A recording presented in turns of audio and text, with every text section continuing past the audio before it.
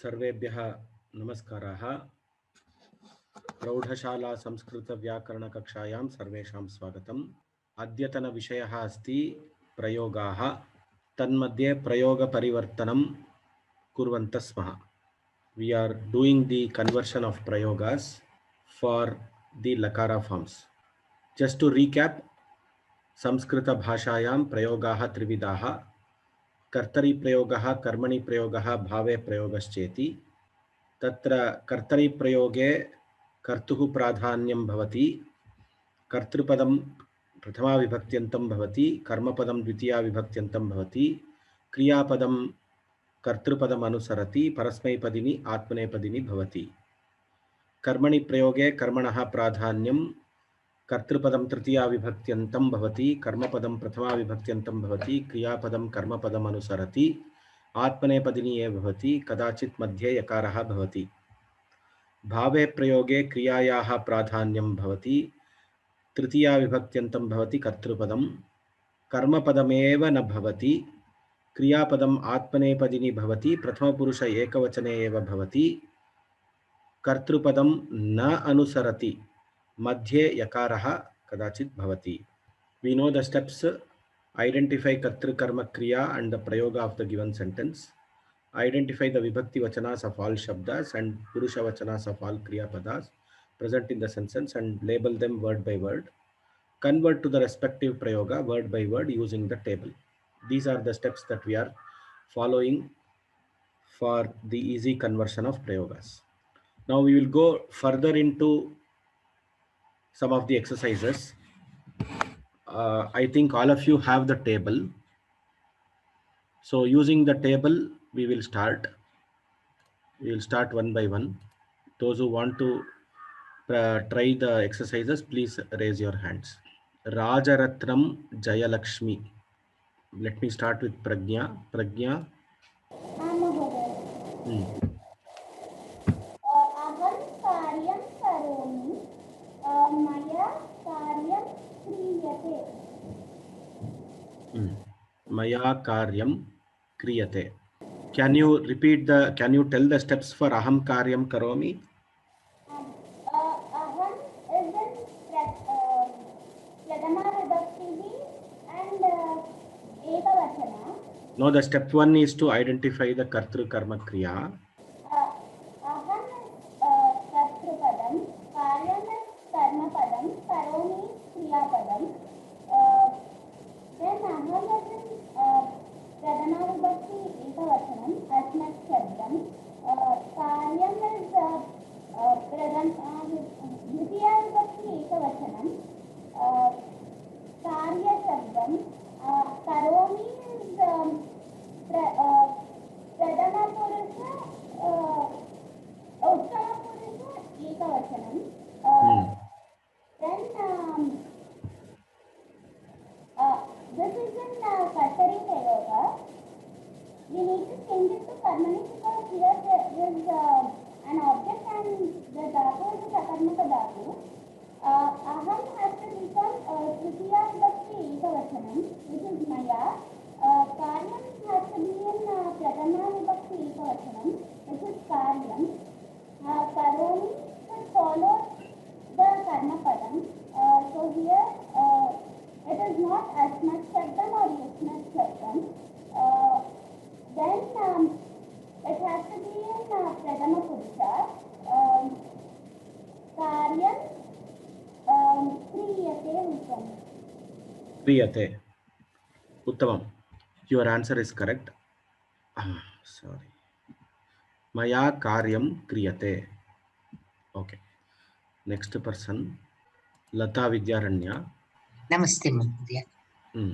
प्रभातम. नृपः शत्रुं हन्ति.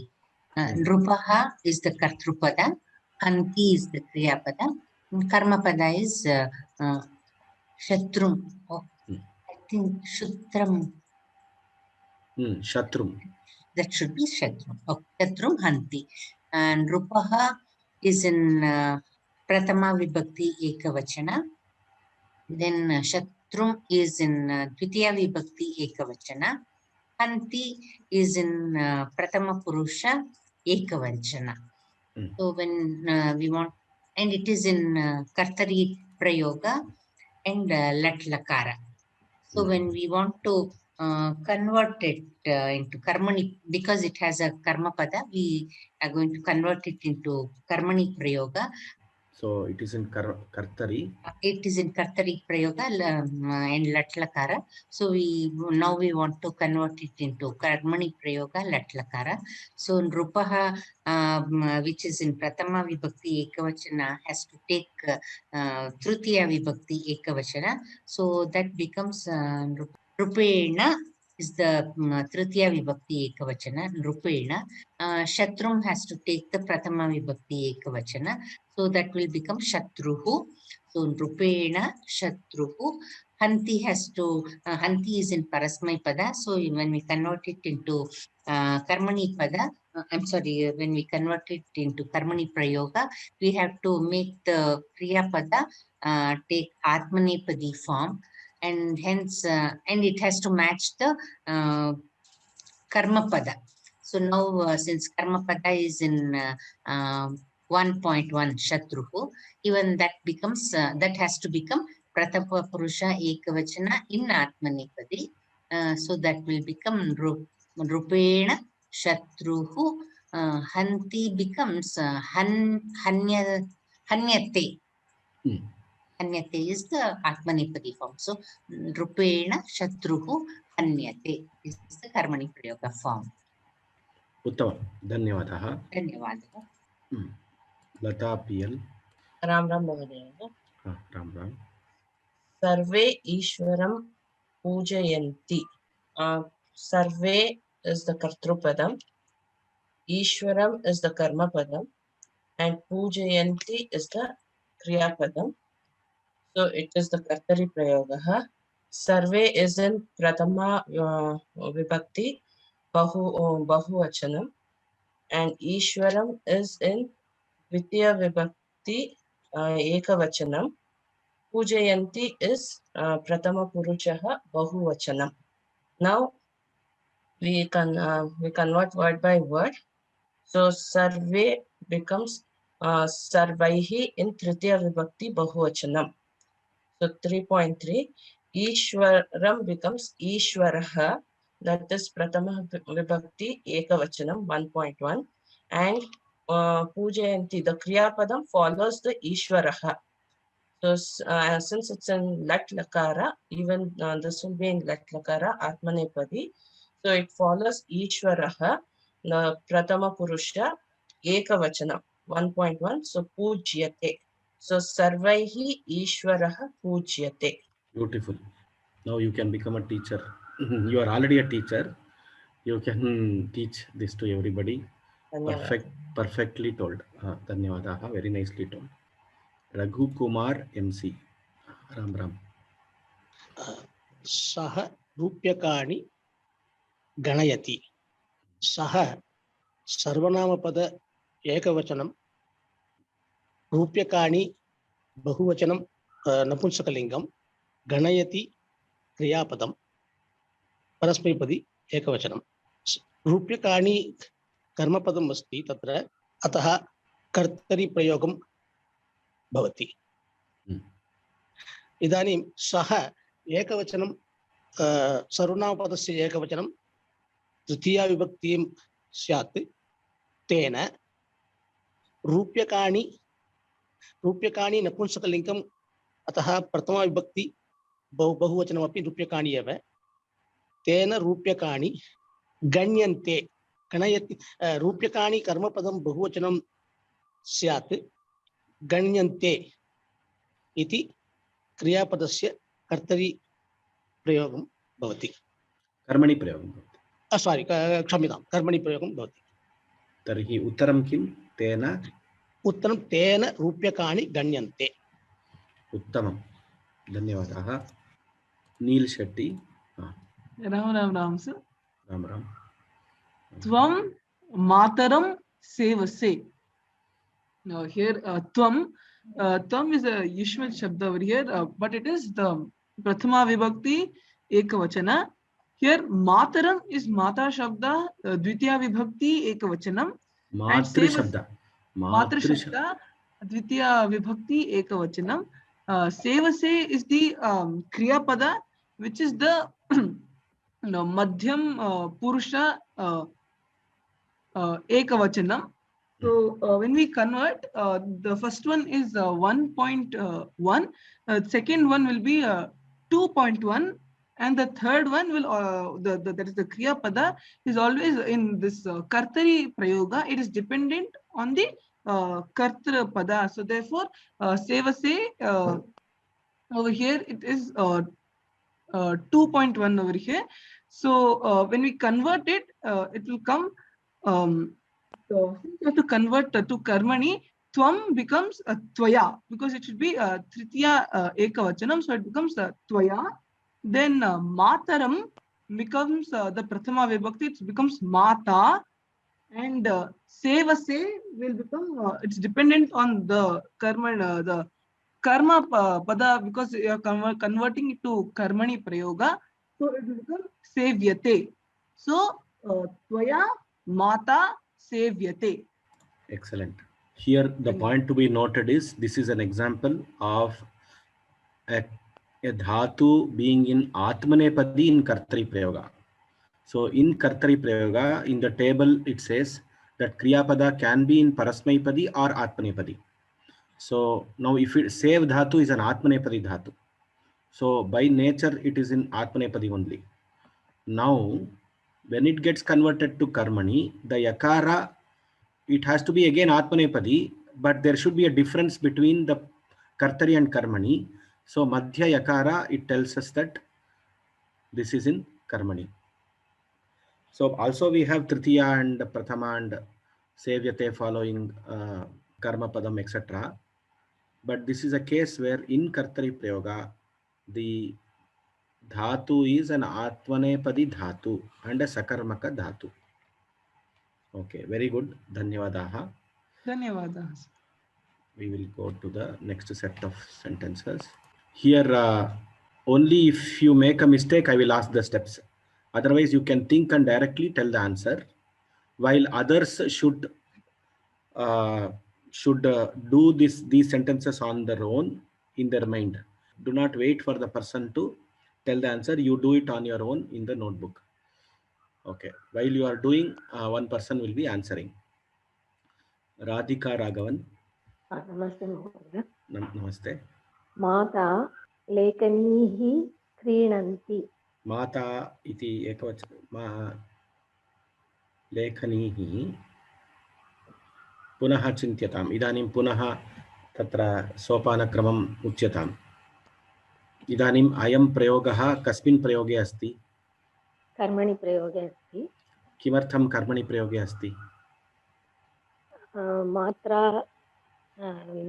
तृतीया विभक्ति एकवचनं, लेखन्यः कर्तृपदं प्रथमा विभक्ति बहुवचनं, क्रियन्ते आत्मनेपदी प्रथमपुरुषः बहुवचनम्.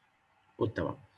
क्रियन्ते कर्मपदं लेखन्यः इति पदम् अनुसरति, यतोहि बहुवचनमस्ति, कर्मपदम् अनुसरति. इदानीम् उत्तरं किं? कर्मणितः अस्माभिः कुत्र प्रयोगः करणीयः? प्रयोगपरिवर्तनं कस्मिन् प्रयोगे करणीयः? कर्तरि. माता माता क्रीणाति, लेखनीः क्रीणाति. माता, तर्हि माता लेखनीः क्रीणाति. सो लेखन्यः द्वितीया प्रथमा बहुवचनं, लेखनीः द्वितीया बहुवचनं. माता लेखनीः क्रीणाति. उत्तमं, धन्यवादः. धन्यवादः. Now this is from Karmani to Kartari. Let us be careful. We should follow the steps in the mind.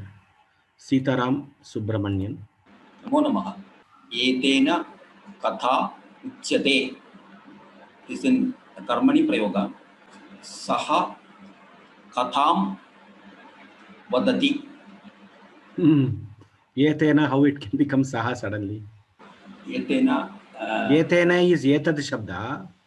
How it can be Saha? महोदय एतत् शब्दस्य प्रथमाविभक्ति एकवचनं किम्?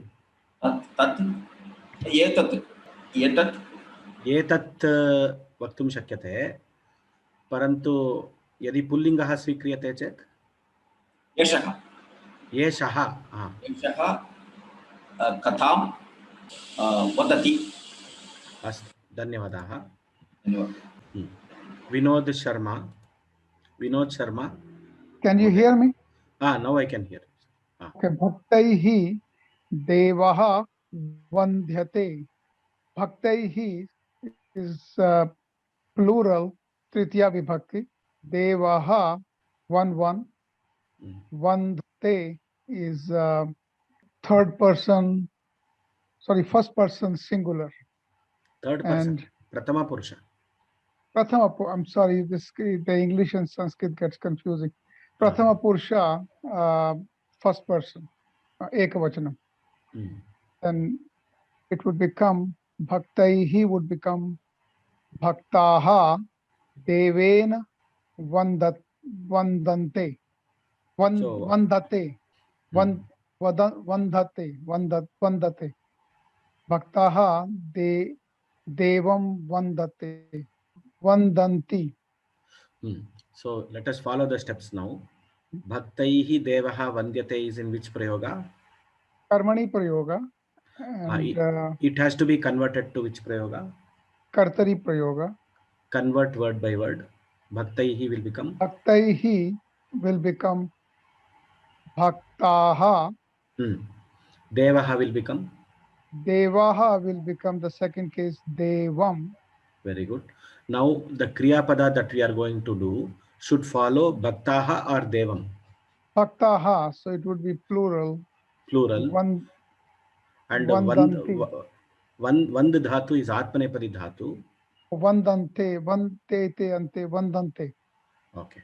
So the answer is? Bhaktaha Devam Vandante. Uttamam. Bhaktaha Devam Vandante. Vadanti I have written. Vandante. Dhanyavad. Dhanyavad. Agrima Vishayaha. Agrima Vakyam. Ravi Kumar Peri. Namaste Mahadaya. Dhenva bhavati dhenuh, jalam bhavati jalam, piyate bhavati pibati, dhenuh jalam pibati. Uttamam. Nagaratnam. I have unmuted you, I think. Astu Mahodaya. Suprabhatam Mahodaya. Tena pataha smaryate. Tena becomes saha. Pataha becomes Ditiya Vibhakti patam. Smaryate becomes smarati. Saha patam smarati. And the smarati should follow which word? Patam or saha? Tena. No. Smarati should follow saha. Smarati follows saha. Dhanyavadah. Okay. We'll go to the next set. Here we have to do all the steps to initially arrive at what is this one. Shrikanta Arya. Request you to do the steps. Namaste Mahodaya. Namaste. Yuyam hasatha. So this is in Kartari Prayoga. So Karta Padam Yuyam and Kriya Padam hasatha. There is no Karma Padam in this. So we will, this is first step. Second step is we will identify the Vibhakti and Vachanam. So Yuyam is 1.1, 2.1. Tvam yuvam yuyam. 2.3. Tvam yuvam yuyam. 1.3 it is. Yes, sir. Sorry. 1.3. Hasatha is? Kriya Padam 2.3. We have to convert this into Bhave Prayoga because the Dhatu is a Karmak Dhatu, so there is no Karma Padam here. Uttamam, very good. So, from Yuam Yuyam, त्वां युवां यूयं त्वया त्वया युवाभ्यां युष्माभिः हस्यते. So in bhave prayoga, what is the status of the kriya pada? Kriya pada will be prathama purush ekvachan. Always. So madhya yakar. उत्तमं. युष्माभिः हस्यते. उत्तमं. धन्यवादाः. अदूर् बालसुब्रह्मण्यं महोदय. नमो नमः महोदय. त्वं रोदिषि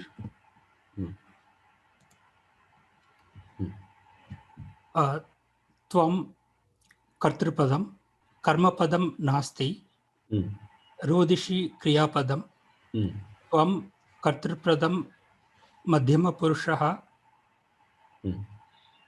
सारी त्वं प्रथमा विभक्ति एकवचनं,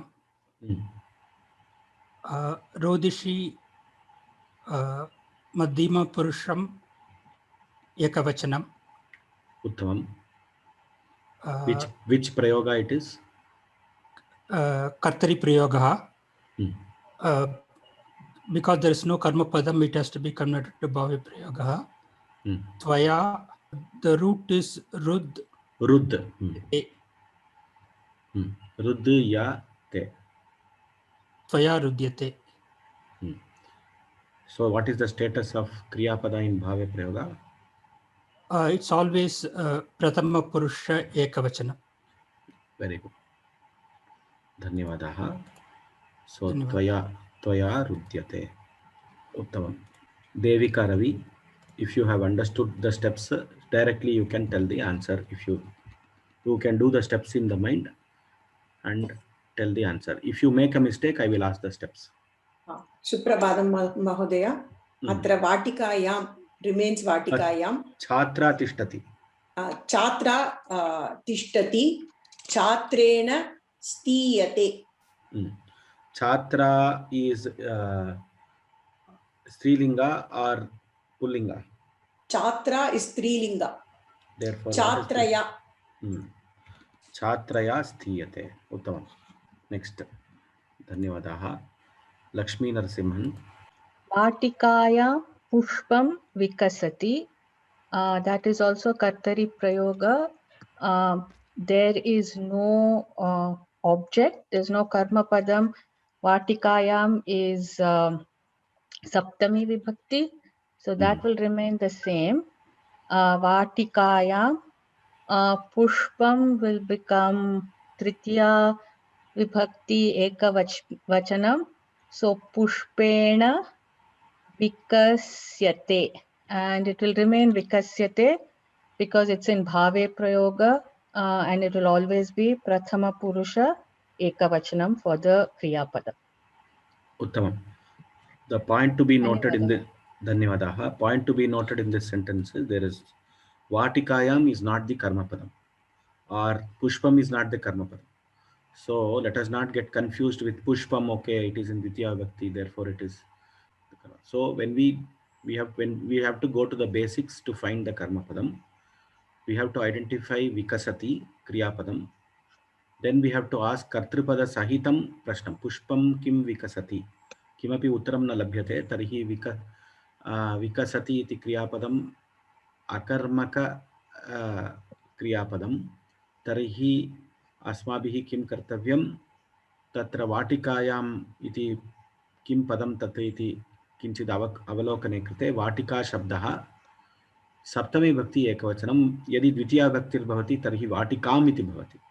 तर्हि वाटिकायाम् इति तत्र विभक्तिपाठः अस्माभिः पठितः, अतः अस्माभिः तत्र ज्ञातुं शक्यते वाटिकायाम् इत्यत्र लोकेशन् कुत्र लोकेशन् अधिकरणम् अस्ति इति कारणात् तद् सप्तमी भक्ति. सप्तमी विभक्तौ ये शब्दाः भवन्ति ते प्रयोगपरिवर्तनसमये ते किमपि व्यत्ययं न प्राप्नुवन्ति. प्रयोगपरिवर्तने अन्याः विभक्तयः प्रथमा द्वितीया तृतीया विहाय अन्याः विभक्तयः किमपि परिवर्तनं न अनुभवन्ति. The other words do not undergo change. The words in other vibhaktis like Chaturthi, Panchami, Shashti, Saptami will not undergo any change in Prayoga Parivartanam. This we have to remember. So that is why Vatikayam remains the same, and it has remained the same in both the Prayogas, Kartari and Karmani. Uttamam. Tadvai Adarsh. अहम वैकुंठे शये मया वैकुंठे शय्यते. Maya Vaikunthe Shayate. This is also a case of Vaikunthe is not the karma padam. It is Saptami Vibhakti. It is indicating location. So it is not the object. So Maya Vaikunthe Shayate. Shaya is Uttama Purusha Ekavachana. Uttam. Dhanyavadaha. I think we have understood. In second case, Yuyam Hasata. If Yuyam is Karta and Hasata is Kriya, then who am I saying? Who? What will be I call? Like I am saying Yuyam Hasata or Tvam Rodishi. I didn't get your question. Tvam Rodishi. I am saying that Tvam Rodishi.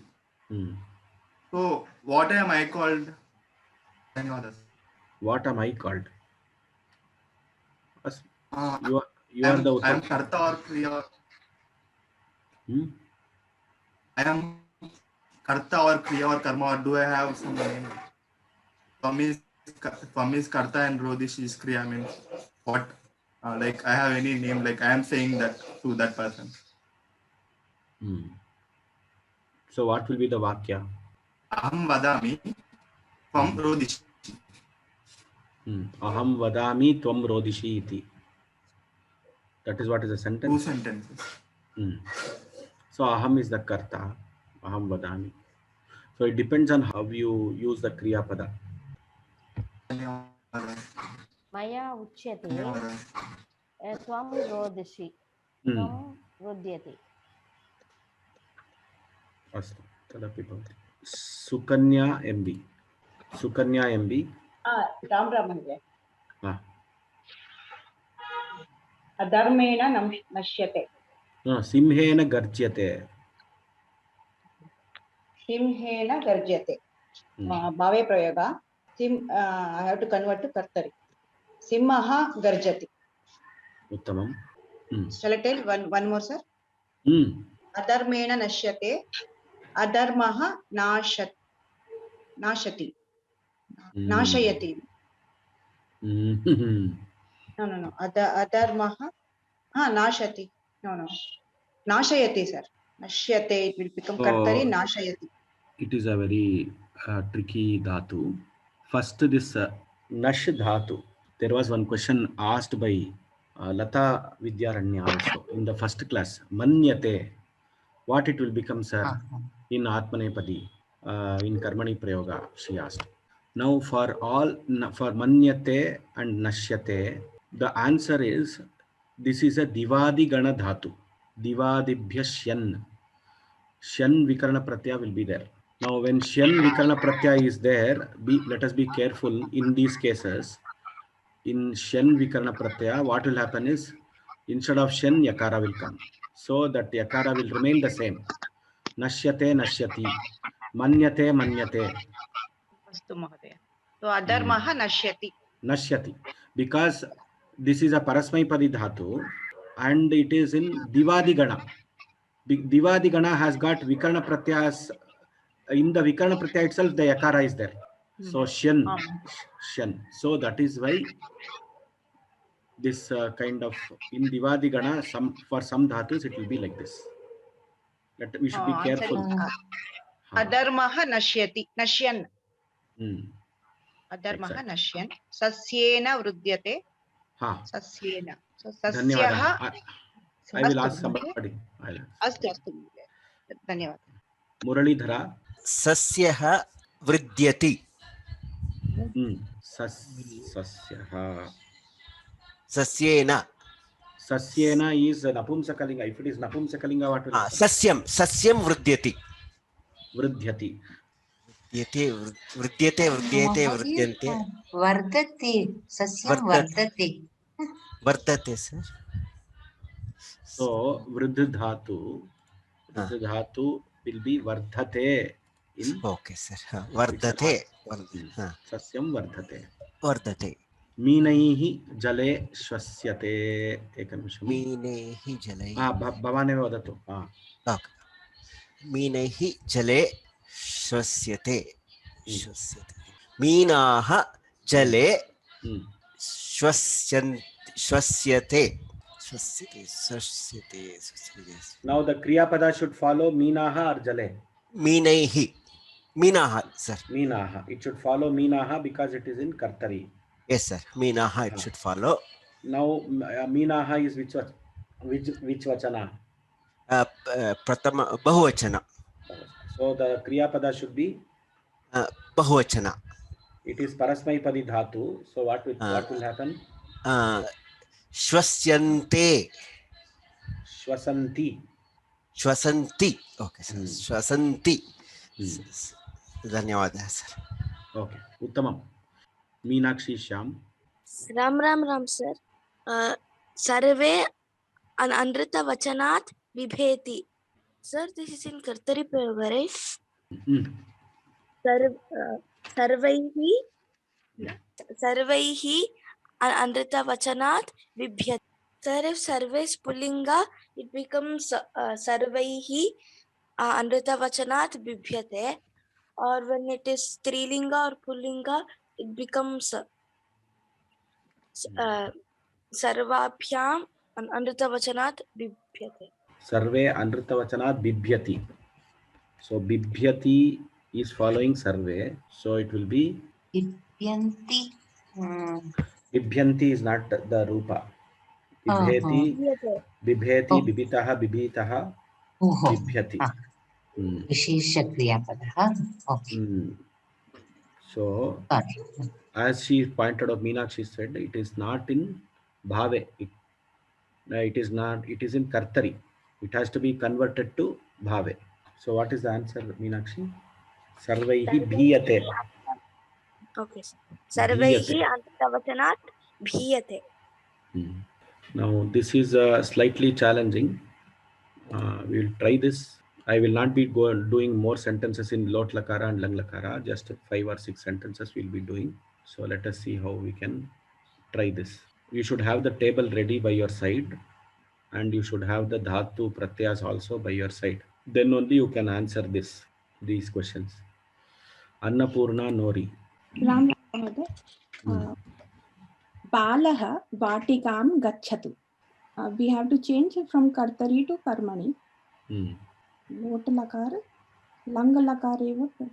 Atra Lot Lakaraha asti asmin vakye. Balena Vatika मध्ये यकारः भवति अनन्तरम् आत्मनेपद प्रत्ययाः भवन्ति तामिता मन्ताम् ताम गम्यतां गम्येतां गमन्ताम् okay बालेन वाटिका गम्यताम् उत्तमं धन्यवादः अग्रिममपि करोतु सीता दीपं ज्वालयतु सीतया दीपः ज्वाल्यताम् सीतया दीपः ज्वाल्यताम् उत्तमं धन्यवादः रामबाबू महोदय माता पुत्रान् अस्मरत् मातृः पुत्रान् अस्मरताम् माता will become which prayoga is this is kartari prayoga so which prayoga we have to convert Mata should be converted to Tritiya Vibhakti. What is Tritiya Vibhakti? Matra. Mata, Mataro, Mata, Mataro, Mataraha, He Mataha, He Mataro, He Mataraha, Mataram, Mataro, Matra, Putran Asmaratam. Putran is in which Vibhakti? Putran in Tritiya Vibhakti. Bahuvachanam. It has to be converted to Ekavachanam. Pradama Vibhakti Bahuvachanam. What is Prathama Vibhakti Bahuvachanam of Putran? Putran is Putran. Putra Shabda. Can you tell Putra Shabda? Putra, Putre, Putraha. Putra Shabda. Putra, Putraha, Putre, Putrau, Putraha. So what is Prathama Vibhakti Bahuvachanam? Putraha. So Matra. What is Matra, that? Putraha, Asmaratam. Now the Kriya Pada that you are going to fill in should follow which word? Putraha. Putraha is which vachana? Bahuvachanam. So what it should be? Asmaryatam. No? Ekavachana. What are the pratyas in Ekavachana, Dvivachana and Bahuvachana? Can you tell Langlakara dhatu, Atmanepadi dhatu? Asmarate, Asmaret, Asmaranti. Langlakara, let us take Vand dhatu, which we have studied in our class. Yeah. Avandata, Avandetam, Avandanta. Okay. Now we are just adding yakara to it. Asmarat will be Asmaryata. Asmaryata. Asmaryata is ekavachana. Now Putraha is bahuvachana. Yeah. So you only said that it should follow Putraha. Now what is bahuvachana? Asmaryanta. Asmaryanta. Shamatam. If we have to follow every step, then only we'll get the answer right. Yes. So if you don't follow the steps, see one thing, following the steps is one thing. If you don't know the shabdas, nobody can help you in prayogas. Yes. If you don't know the shabda and if you don't know the dhatus and even the pratyas, nobody if I teach you the best of the techniques, it will not help. Because the main thing is you have to know the Tritiya Vibhakti, you have to know Dvitiya Vibhakti and Prathama Vibhakti of all shabdas. So I request you to practice. Dhanyavadaha. Ramakrishna Rao. Adhyapakena tvam katyatam. Uttamam. Dhanyavadaha. Tvam should katyatam, how it becomes? Tvam will follow. Tvam should it not follow Madhyama Purusha? This is Ekavachana, sir. This is Madhyama Purusha. Ekavachana. Atmanepada. Katyaswa is the Atmanepada. Okay. Dhanyavadaha. Dhanyavada. Devika Ravi. Adhyapakaha tvam. Adaitad. Raja Asman Apalayat. Raja Asman Apalayat. Rajan Ragnya. Asman is Vayam. Apalayat. So let us take the dhatu. Achorayata, achorayetam, achorayanta, achorayathaha, achorayetham, achorayadhvam, achoraya, vahi, achorayamahi. So it is Vayam. So it should be Achoraya. This is apalayat. Apalaya mahi. But madhya yakaraha. Apalyamahi. Madhya yakaraha. Apalyamahi. So you have to follow all the steps. Then only you will get these answers right. Punah punaha aham vadami kathayami etat asmabhihi sopana kramena eva gantavyam. Okay. Dhanyavadaha. Dhanyavadaha. Pragya. Can you try this sentence?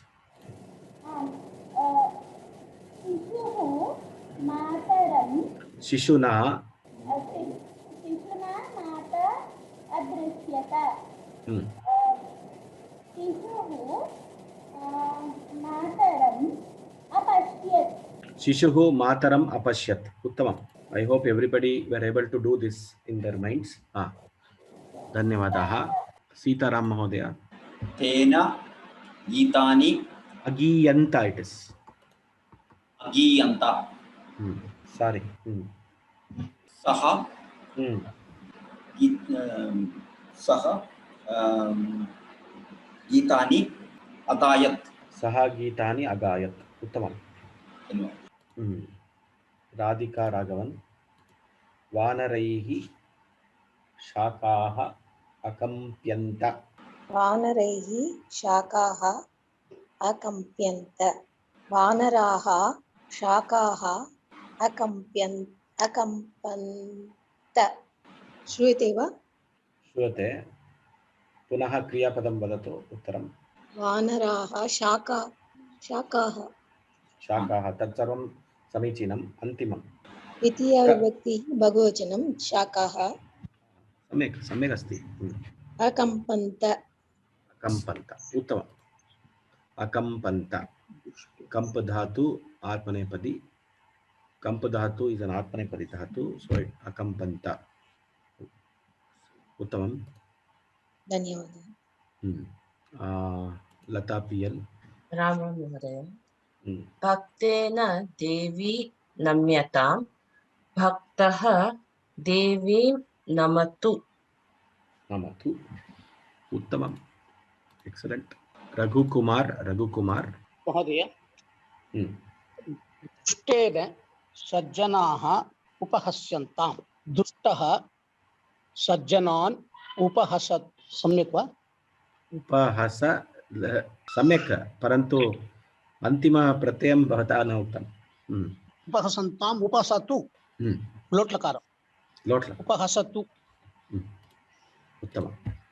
So this finishes the practice exercises and lakara exercises. I think with this and the basics, I think we will be able to do the sentences of lakara prayogas. Thoroughly we have done lat, but we just touched the lung and lot. Similarly, we can do lung and lot also, provided you have a good practice of the lakaras. With this background, we will be getting into the new topic.